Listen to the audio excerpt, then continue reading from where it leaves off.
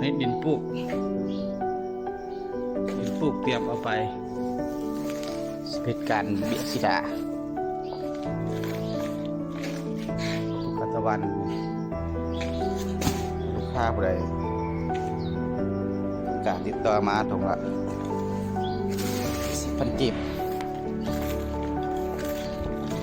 ปลูกกัตตะวันนี่ผลงานจากต้นที่ว่าการลงมาสุดก่อนได้2 เบี้ยมาทดลองเอาดอกจับลาย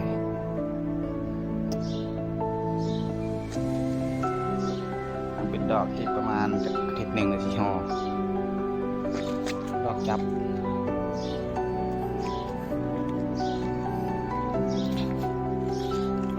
2 เบี้ยทดลองประสบผลสำเร็จ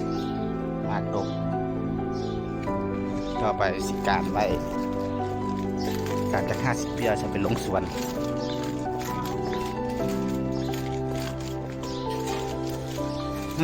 เป็นอะไรคุบในฮอตใส่ละ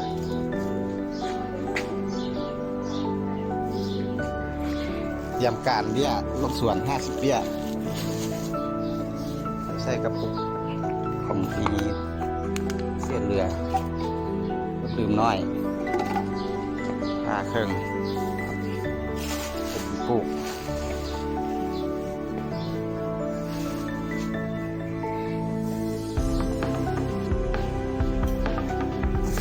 เนื้อดินปลูก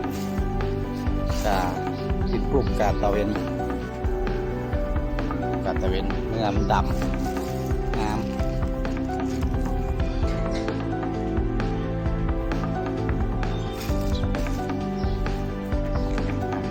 ตื่นมาตุกมาเอาต้มผ่าวาดตึงให้ครับข้างเนี่ย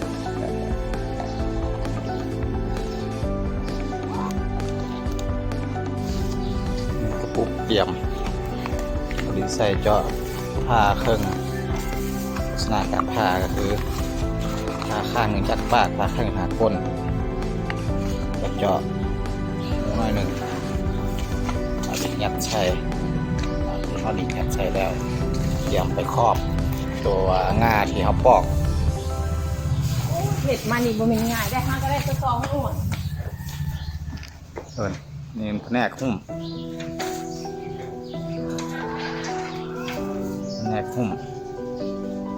โอ้งานี่ได้ตัดทิ้งเหมือนหลายปวดเจ๊หุ้มสิได้กินพี่เจ้ายี่ห้าเดือนเห็นสิได้ใหญ่เด้อหุ้มไว้เดี๋ยวอีกประมาณเดือนหนึ่งแล้วมาเก็บยาได้ไปเจ๊จุลี่จะได้มาซองเลย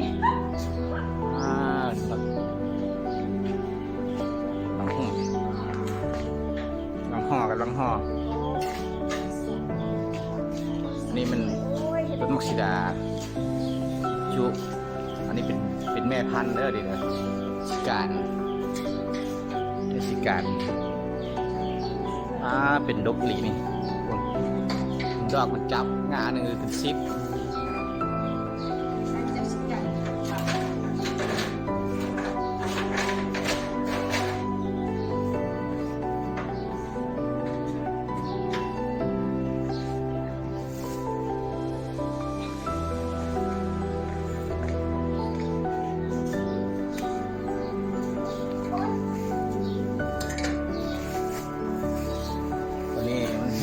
บ่ได้หุ้มบ่ได้กินเลยเน่าทิ่ม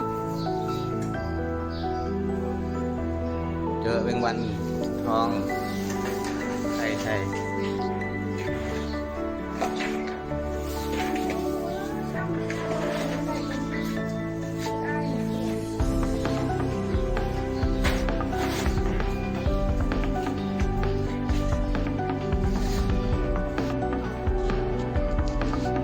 การแล้ว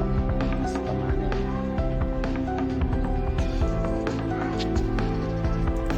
ใส่เกิดกันมันอยู่ตื่น